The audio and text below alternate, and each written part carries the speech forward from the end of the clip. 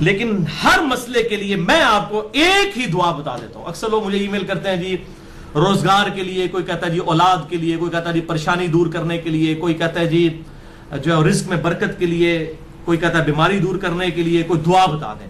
بھائیو ہم آپ کو 50 دعائیں نہیں بتاتے ہیں, ایک دعا بتاتے ہیں, ایک دعا جو اکثر مسلمانوں کو پہلے ہی آتی ہے. اس کو ترجمے کے ساتھ یاد کر لیں اور اس دعا کو آپ ہر جگہ پڑھیں, جس مقصد کے لیے پڑھیں. اور الحمدللہ قرآن حکیم میں سورۃ البقرہ کی آیت نمبر 201 کے اندر اللہ تعالیٰ نے وہ دعا اہل ایمان کو تعلیم فرمائی ہے اور مومنین کی نشانی بتایا ہے اس دعا کو کہ مومنین اس کے ذریعے اللہ تعالیٰ سے دعا مانگتے ہیں. اور آگے اللہ تعالیٰ نے اپنا فتویٰ بھی سنا دیا ہے کہ جو کوئی ان الفاظ کے ساتھ ہم سے دعا مانگتا ہے ہم اس کی اس دعا کو دنیا اور آخرت میں اس کے حق میں قبول کریں گے. الحمدللہ. اور وہ دعا ہے سورۃ البقرہ آیت نمبر 201, ربنا آتنا فی الدنیا حسنہ وفی الآخرۃ حسنہ وقنا عذاب النار. یہ وقف کر کے میں نے پڑھا اور کنٹینیوس پڑھیں گے. ربنا آتنا فی الدنیا حسنۃ وفی الآخرۃ حسنۃ وقنا عذاب النار. اب اس کا ترجمہ بھائیو یاد کرنا کوئی راکٹ سائنس ہے. ربنا آتینا, اے رب ہمارے ہمیں عطا فرما, ہمیں دے دے. فی الدنیا حسنہ, اس دنیا میں بھلائی. وفی الآخرۃ حسنہ, اور آخرت میں بھلائی. اور آخرت کی سب سے بڑی بھلائی کیا؟ وقنا عذاب النار, ہمیں آگ کے عذاب سے بچا لے. آمین. اللہم اجرنا من النار, اللہم اجرنا من النار, اللہم اجرنا من النار. اچھا مولویوں کی تسلی نہیں ہوئی, انہوں نے اس کے ساتھ لگا دیا وقنا عذاب القبری, وقنا عذاب الحشری, وقنا عذاب المیزان, پتہ نہیں کیا کچھ لگا دیا. حالانکہ تعلیم کی کمی ہے. دنیا اور آخرت اس میں کور ہو جاتی ہے. کیوں؟ پھر دنیا حسنہ میں پوری دنیا کور, وفی الآخرۃ حسنہ میں قبر بھی کور, میدان حشر بھی کور, میزان عمل بھی کور. کیوں؟ بخاری اور مسلم کی متفق علیہ حدیث ہے کہ آپ صلی اللہ علیہ وسلم نے فرمایا جو شخص مر گیا اس کی قیامت قائم ہو گئی, مرتے ہی قیامت قائم ہو گئی. اور بخاری اور مسلم کی متفق علیہ حدیث ہے کہ آپ صلی اللہ علیہ وسلم کی وفات کے دنوں میں سیدہ عائشہ کہتی ہیں میرے بھائی نے مسواک اٹھائی ہوئی تھی, آپ نے مجھ سے مانگی, میں نے انہوں نے چبانے ہی شروع کی تو وہ چبائی نہ گئی, سخت تھی, تو میں نے اپنے منہ میں چبا کر آپ صلی اللہ علیہ وسلم کے منہ میں ڈالی. اللہ تعالیٰ نے میرے تھوک کو اور نبی صلی اللہ علیہ وسلم کے تھوک کو اس دن جمع فرما دیا ایک ہی جگہ پر, جو نبی صلی اللہ علیہ وسلم کی دنیا کی زندگی کا آخری دن اور آخرت کی زندگی کا پہلا دن تھا. بخاری اور مسلم میں. تو اما عائشہ حضور کی وفات کے دن کو کیا کہہ رہی ہیں؟ آخرت کی زندگی کا پہلا دن. تو وفی الآخرۃ حسنہ میں قبر بھی آ گئی, آخرت بھی آ گئی, میزان عمل بھی آ گیا, سب کچھ آ گیا. تو یہ مولویوں نے خام خواہ بیچ میں چیزیں, کسی نے ودخلنا مال ابرار یا عزیز و یا غفار, پتہ نہیں کیا کچھ بیچ میں لگایا ہوا ہے. بس یہ کامل دعا یہی ہے, ربنا آتنا فی الدنیا حسنہ وفی الآخرۃ حسنۃ وقنا عذاب النار. اس کو بدل نہیں سکتے, یہ بہت خطرناک معاملہ ہے. بخاری اور مسلم کی متفق علیہ حدیث ہے, ایک صحابی کو آپ نے دعا تعلیم فرمائی وضو کے بعد کی, اس میں الفاظ تھے بنبی کا ارسلتا, میں ایمان لایا اس پر جو تیرے نبی کے ساتھ نازل ہوا. اس صحابی نے دعا پڑھتے ہوئے کہہ دیا برسولی کا ارسلتا. اب کوئی فرق ہے؟ میں ایمان لایا اس کتاب پر جو تیرے رسول پر نازل ہوئی. رسول تو سپرلیٹو ڈگری ہے, نبی سے بھی اوپر کی ڈگری. ہر نبی رسول نہیں ہوتا, چاند ایک رسول ہے. آپ صلی اللہ علیہ وسلم فرمایا تو نے میرے الفاظ کیوں چینج کیے؟ وہی کہہ جو میں نے کہا تھا بنبی کا ارسل تھا. اب اس نے نہیں کہا یا رسول اللہ میں نے کون سی گستاخی کر دی ہے, میں تو اچھے الفاظ استعمال کیے ہیں, عشق دے چلے نمبر لے گئے, عقل والے ہوتے ہیں انجے ہی عملہ گالیاں, کچھ نہیں انہوں نے کہا. اب جو نبی صلی اللہ علیہ وسلم اپنے الفاظ کو نہیں بدلنے دے رہے اور اچھے الفاظ اس نے استعمال کیے, وہ یہ اجازت دیں گے کہ آپ صلی اللہ علیہ وسلم کی سنت دعاؤں کو آپ اس حوالے سے چینج کریں کہ اس میں چیزیں ایڈ کرنا شروع کر دیں, یہ آپ صلی اللہ علیہ وسلم اجازت دیں گے؟ تو یہ بدعت کے ٹاپک پہ میں نے کم از کم 5 گھنٹے کی گفتگو ریکارڈ کروا دی ہے, مثلا نمبر 75A اور 75B اہل سنت پاک.com پہ. اس میں بھی میں نے یہ ان حدیثوں کو ڈیٹیل کے ساتھ ڈسکس کیا تھا. لہذا نوکری کا مسئلہ ہو, رشتے کا مسئلہ ہو, پیپر دیے ہوئے وہ پاس ہونے کا ایشو ہو, بیماری کا مسئلہ ہو, کوئی مسئلہ ہے اپنے ذہن میں رکھیں اور پھر دنیا حسنہ کو دل میں رکھیں کہ دنیا میں میرے لیے بھلائی, ہر چیز بھلائی. اچھی صحت کیا بھلائی نہیں ہے؟ اچھی نوکری کیا بھلائی نہیں ہے؟ اچھی بیوی کیا بھلائی نہیں ہے؟ ہر چیز ذہن میں رکھتے ہوئے جو آپ کی خواہش ہے یہ دعا کریں, ربنا آتنا فی الدنیا حسنہ وفی الآخرۃ حسنۃ وقنا عذاب النار. اور اس میں یقین کریں آپ کو گلٹ بھی نہیں ہوگا, صرف آپ اللہ سے دنیا نہیں مانگ رہے ہوں گے, کیونکہ سورۃ البقرہ میں آتا ہے کہ جو دنیا دار لوگ ہیں نا، جو اللہ سے باغی لوگ ہیں، وہ کہتے ہیں اللہ ہمیں دنیا میں ہی عطا فرما دے، اور اللہ تعالیٰ پھر ساتھ فرماتا ہے سورۃ البقرہ آیت نمبر 201 کہ جو میرے نیک ایمان والے بندے ہیں وہ یہ نہیں کہتے اللہ ہمیں دنیا میں ہی دے دے، وہ کہتے ہیں ربنا آتنا فی الدنیا حسنہ وفی الآخرۃ حسنۃ وقنا عذاب النار۔ اچھا اب آپ ویسے دعا کر رہے ہو اللہ میں پاس ہو جاؤں یا اچھا رشتہ ہو جائے یا نوکری لگ جائے، اس وقت آپ پیورلی دنیا کی دعا کر رہے ہوں گے، لیکن جب آپ یہ دعا کریں گے تو آپ اللہ تعالیٰ کو بھی ناراض نہیں کریں گے، دونوں چیزیں ایڈ ہو جائیں گی ساتھ، یعنی اللہ تعالیٰ کو بھی آپ سے کوئی گلہ شکوہ اس حوالے سے نہیں رہے گا۔ آپ کہہ رہے ہوں گے یا اللہ ربنا آتنا فی الدنیا حسنہ وفی الآخرۃ حسنۃ وقنا عذاب النار، تو آپ اہل ایمان میں شامل ہو جائیں گے سورۃ البقرہ آیت نمبر 201 کے تحت۔ اسی کانٹیکسٹ میں 3 احادیث ہیں بڑی اہم الحمدللہ۔ پہلی حدیث صحیح بخاری میں 6399، صحیح مسلم میں 6840، مشکات میں 2487، سیدنا انس ابن مالک رضی اللہ تعالیٰ عنہ جنہوں نے 10 سال تک آپ صلی اللہ علیہ وسلم کو وضو کروایا، آپ کی وفات کے بعد 82 سال تک زندہ رہے اور 93 ہجری کے اندر بصرہ میں فوت ہوئے۔ آخر میں فوت ہونے والے چند صحابہ میں سے ہیں انس ابن مالک، بہت قریبی صحابی آپ صلی اللہ علیہ وسلم۔ ان سے کسی تابعی نے آگے پوچھا کہ بتائیے کہ اللہ کے نبی صلی اللہ علیہ وسلم جب اللہ سے مانگا کرتے تھے تو کیا دعا مانگا کرتے تھے؟ تو پتہ انہوں نے کیا جواب دیا؟ انہوں نے کہا کہ اللہ کے نبی صلی اللہ علیہ وسلم جب کبھی بھی اپنے رب سے دعا مانگا کرتے یا کسی بھی چیز کا سوال کیا کرتے تو آپ کی اکثر دعا یہی ہوا کرتی تھی، اللہم ربنا آتنا فی الدنیا حسنہ وفی الآخرۃ حسنۃ وقنا عذاب النار۔ ہر معاملے میں کوئی سوال بھی کرتے تو اس دعا کے ساتھ۔ اور بھائی یہ دعا کا ترجمہ یاد کرنا کو مشکل ہے تو کیا ضرورت ہے اردو میں دعائیں کرنے کی؟ میرے بھائی ایک دعا یاد کر لیں، نبی صلی اللہ علیہ وسلم نے تعلیم فرمائی ہے، اللہم ربنا آتنا فی الدنیا حسنہ وفی الآخرۃ حسنۃ وقنا عذاب النار۔ اور دوسری حدیث تو انتہائی رکت انگیز حدیث ہے جو میں نے مسئلہ تقدیر والے لیکچر مسئلہ نمبر 104 ABC میں بھی بیان کی تھی، صحیح مسلم میں 6835، مشکات میں 2502۔ یہی انس ابن مالک کہتے ہیں جنہوں نے یہ دعا روایت کی ہے، یہ کہتے ہیں کہ آپ صلی اللہ علیہ وسلم کے زمانے میں آپ کا ایک صحابی بیمار ہو گیا تو آپ اس کی عیادت کے لیے تشریف لے گئے۔ وہ اتنا کمزور ہو چکا تھا بیماری کی وجہ سے جیسے کہ پرندے کا کوئی بچہ ہوتا ہے چھوٹا سا، ہڈیوں کا ڈھانچہ بن چکا تھا۔ آپ نے جب اس کی حالت دیکھی آپ کو پتا چل گیا کہ انہیں کو کم پایا۔ آپ نے فرمایا وہ بتا تو اللہ سے کیا مانگتا رہتا ہے؟ اس نے کہا یا رسول اللہ میں اللہ سے دعا کرتا ہوں اے اللہ جو تو نے مجھے آخرت میں عذاب دینا ہے دنیا کی زندگی میں ہی دے لے، بولے اعوذ باللہ تعالی۔ آپ فرمایا سبحان اللہ، اللہ پاک ہے۔ جب آپ حیران ہوتے تو یہ بات کہا کرتے سبحان اللہ، اوے تو اللہ تعالیٰ کا اس دنیا میں عذاب سہ سکتا ہے جو اللہ سے تو نے یہ دعا کی؟ نہ تو دنیا کی زندگی میں اللہ کا عذاب برداشت کر سکتا ہے نہ آخرت کی زندگی میں۔ اور تجھے تو چاہیے تھا کہ تو اللہ سے دعا کرتا اللہم ربنا آتنا فی الدنیا حسنہ وفی الآخرۃ حسنۃ وقنا عذاب النار۔ یہ کیا تو دعائیں کرتا رہے؟ اس میں وہ فنیٹک قسم کے جو صوفیاء ہیں نا ان کا بھی ارادہ، وہ کہتے ہیں سانو دنیا نہیں چاہیے آخرت ہی چاہیے، اور اللہ کے نبی کیا کہہ رہے ہیں دنیا بھی اچھی آخرت بھی اچھی۔ اچھا انس ابن مالک کہتے ہیں جب آپ صلی اللہ علیہ وسلم نے اسے یہ بات ارشاد فرمائی پھر اس نے یہی دعا مانگ کر اللہ کی طرف متوجہ ہوا، اللہم ربنا آتنا فی الدنیا حسنہ وفی الآخرۃ حسنۃ وقنا عذاب النار، تو اللہ تعالیٰ نے اسے شفا عطا فرما دی۔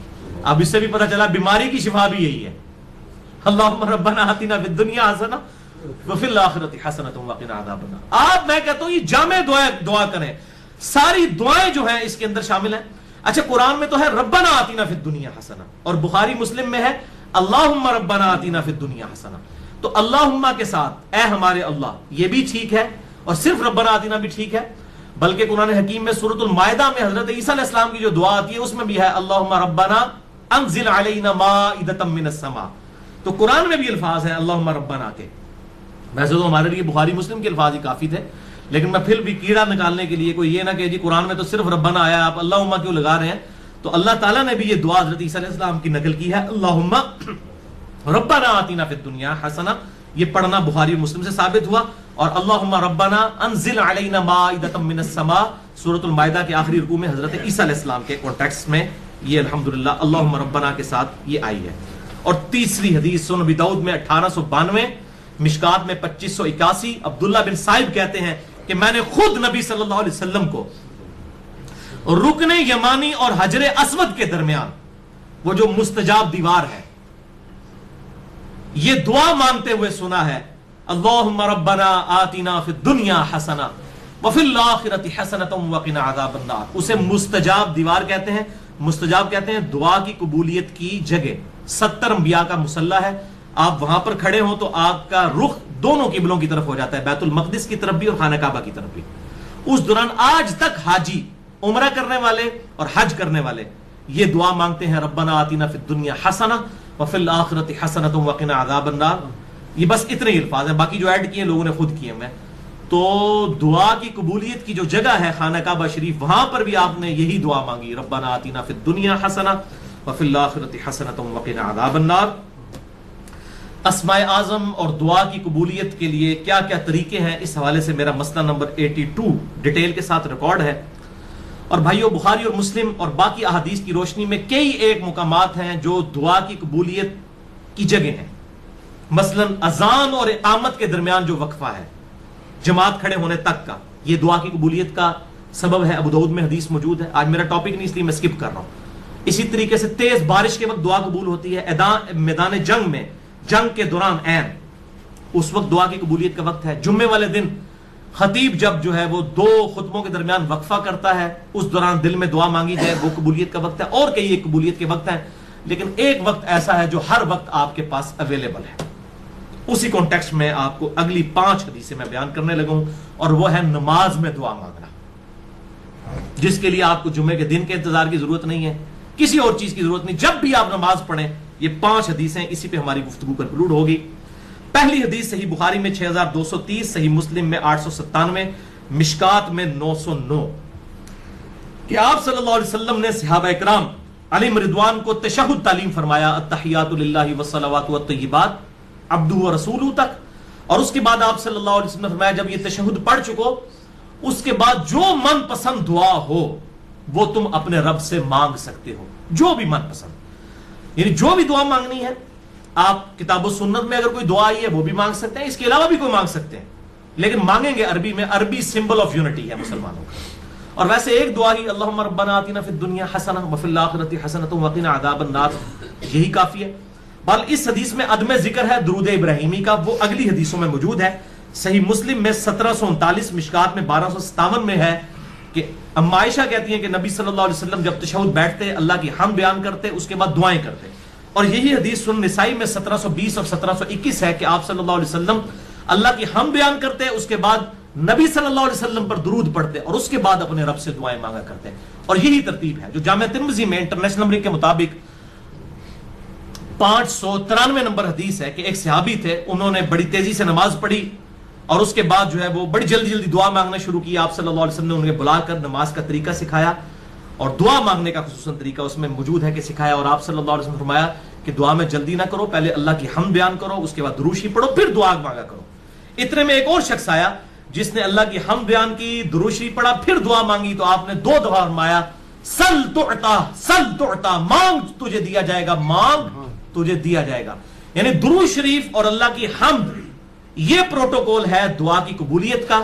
تو اللہ کی حمد اور درود شریف، اور نماز میں یہی ہوتا ہے، آپ پہلے اللہ کی حمد کرتے ہیں، التحیات للہ والصلوات والطیبات، پھر نبی صلی اللہ علیہ وسلم پر سلام عرض کرتے ہیں، پھر دروشی پڑھتے ہیں، اینڈ پہ دعائیں مانگتے ہیں آپ جا کے، وہ جتنی بھی دعائیں سنت سے ثابت ہیں، اللہم انی اعوذ بک من عذاب جہنم ومن عذاب القبر ومن فتنة المحیا والممات ومن شر فتنة المسیح الدجال، جو بخاری مسلم میں آتی ہے، یا اللہم ربنا آتنا فی الدنیا حسنۃ وفی الآخرۃ حسنۃ وقنا عذاب النار، یا رب اجعلنی مقیم الصلاۃ ومن ذریتی ربنا وتقبل دعائی ربنا اغفر لی ولوالدی وللمؤمنین یوم یقوم الحساب۔ یہ صحیح بخاری میں آتا ہے، حضرت ابوبکر صدیق کو آپ نے خصوصاً دعا سکھائی تھی، اللہم انی ظلمت نفسی ظلما کثیرا ولا یغفر الذنوب الا انت فاغفر لی مغفرۃ من عندک وارحمنی انک انت الغفور الرحیم۔ اس قسم کی اور دعائیں بھی ہیں، وہ کوئی بھی آپ مانگیں، اللہم ربنا آتنا فی الدنیا حسنہ وفی الآخرۃ حسنۃ وقنا عذاب النار، یہ تو جامع دعا ہے، یہ آپ تشہد میں مانگیں۔ دوسری حدیث صحیح مسلم میں 1073، مشکات میں 873، یہ عجیب اتفاق ہے، مسلم 1073، مشکات 873۔ عبداللہ ابن عباس کہتے ہیں کہ مجھے نبی صلی اللہ علیہ وسلم نے فرمایا کہ اللہ تعالیٰ نے مجھے حکم دیا ہے کہ میں رکوع اور سجدوں میں قرآن نہ پڑھوں. یعنی قرآن سے مراد قرآن کی تلاوت، وہ صرف قیام میں ہوگی. قرآنی دعائیں مانگ سکتے ہیں، قرآن نہیں پڑھ سکتے. اور رہا رکوع تو اس میں اپنے رب کی عظمت بیان کرو، جو صحیح مسلم میں آتا ہے کہ آپ صلی اللہ علیہ وسلم سبحان ربی العظیم پڑھتے تھے، اور جامع ترمذی میں ہے کہ آپ صلی اللہ علیہ وسلم حکم دیتے تھے کہ رکوع میں سبحان ربی العظیم پڑھو اور سجدے میں سبحان ربی الاعلیٰ. مسلم میں تو اتنے الفاظ ہیں کہ رکوع میں سبحان ربی العظیم اور سبحان ربی الاعلیٰ سجدے میں پڑھتے تھے، اور ترمذی میں ہے کہ آپ حکم دیتے تھے. یہ تسبیحات جو ہیں یہ حکمیہ ہیں، سبحان ربی العظیم رکوع میں اور سبحان ربی الاعلیٰ سجدے میں. اس کے علاوہ جو ہے وہ آپ پڑھ سکتے ہیں، لیکن حکمی یہی ہے. تو آپ صلی اللہ علیہ وسلم نے اسی مسلم میں الفاظ ہیں کہ رکوع میں رب کی عظمت بیان کرو، اور رہے سجدے تو ان میں خوب دعائیں کیا کرو، بس تمہاری دعا قبولیت کے لائق ہوگی. یعنی سجدے میں دعا قبول ہوتی ہے جو کی جائے.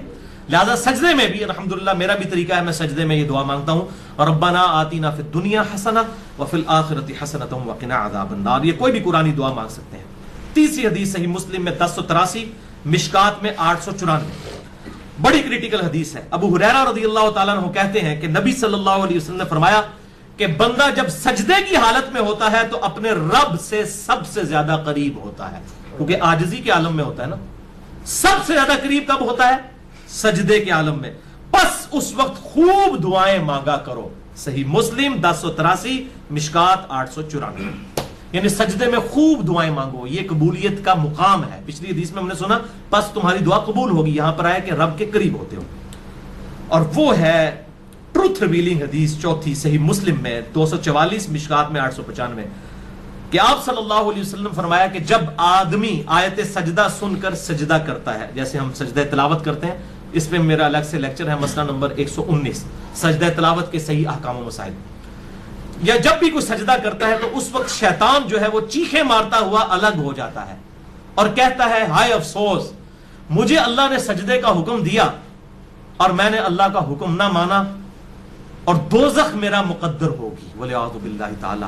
اور ابن آدم کو سجدے کا حکم ہوا، اس نے اللہ کا حکم مان لیا، جنت اس کا مقدر ہوگی. میں نے اللہ کا حکم نہیں مانا، دوزخ میرا مقدر ہوگی والعیاذ باللہ تعالی. اللہم اجرنا من النار، اللہم اجرنا من النار، اللہم اجرنا من النار. پانچویں اور آخری حدیث آج کی صحیح بخاری میں 817، صحیح مسلم میں 1085 اور مشکات میں 871. اما عائشہ رضی اللہ تعالیٰ عنہ کا بیان ہے کہ نبی صلی اللہ علیہ وسلم اپنے رکوع اور سجود میں بڑی کثرت کے ساتھ یہ دعا پڑھا کرتے تھے، سبحانک اللہم ربنا وبحمدک اللہم اغفر لی. اور آپ صلی اللہ علیہ وسلم قرآن کے حکم پر عمل کیا کرتے تھے. یہ کیا مطلب ہے اس کا؟ قرآن کے حکم پر عمل کیا کرتے تھے. سورۃ النصر سورت نمبر ہے 110، اس میں یہ آپ صلی اللہ علیہ وسلم کو حکم نازل ہوا. یہ آپ کی وفات کی خبر تھی، اس میں بخاری اور مسلم میں آتا ہے اذا جاء نصر اللہ والفتح ورأیت الناس يدخلون فی دین اللہ افواجا فسبح بحمد ربک واستغفر انہ کان توابا. یعنی آپ صلی اللہ علیہ وسلم نے اس دین کو غالب کر دیا ہے، اب آپ یکسو ہو کر اپنے رب سے استغفار کیجئے اور اللہ کی حمد بیان کیجئے. جب یہ صورت نازل ہوئی تو بخاری اور مسلم کے میں نے نمبر بتائے. اما عائشہ کہتی ہیں کہ آپ قرآن پر عمل کرتے ہوئے دعا مانگا کرتے تھے رکوع اور سجدوں میں، سبحانک اللہم ربنا وبحمدک اللہم اغفر لی. میرا رب پاک ہے، سبحانک اللہم، اے اللہ تو پاک ہے، ربنا وبحمدک، اور میں تیری حمد کرتا ہوں، اللہم اغفر لی، اے اللہ میری مغفرت فرما. تو اس کے علاوہ بھی کئی ایک اذکار ہیں. صحیح مسلم میں آتا ہے سبوح قدوس رب الملائکۃ والروح. اسی طریقے سے سبحان ربی العظیم رکوع میں، سجدے میں سبحان ربی الاعلیٰ. جتنی بھی دعائیں ہیں وہ اب آخر میں وہ حدیث دوبارہ یاد کریں کہ آپ صلی اللہ علیہ وسلم جب بھی اللہ سے سوال کرتے یا آپ صلی اللہ علیہ وسلم نے دعا مانگنی ہوتی تو آپ کے اکثر الفاظ یہی ہوا کرتے تھے جو سورۃ البقرہ آیت نمبر 201، صحیح بخاری 6399، صحیح مسلم 6840، مشکات میں 2487، کہ آپ صلی اللہ علیہ وسلم اللہ کے حضور دعا کیا کرتے تھے، اللہم ربنا آتنا فی الدنیا حسنہ وفی الآخرۃ حسنۃ وقنا عذاب النار. اللہ تعالیٰ سے دعا ہے جو حق بات میں نے کہی اللہ تعالیٰ ہمارے دلوں میں راسخ فرمائے. اگر جذبات میں میرے منہ سے کوئی غلط بات نکل گئی تو اللہ تعالیٰ ہمارے دلوں سے محو کر دے. ہمیں کتاب و سنت کی تعلیمات پر عمل کر کے دوسرے بھائیوں تک پہنچانے کی توفیق عطا فرمائے. سبحانک اللہم و بحمدک اشہد ان لا الہ الا انت استغفرک واتوب الیک وما علینا الا البلاغ المبین.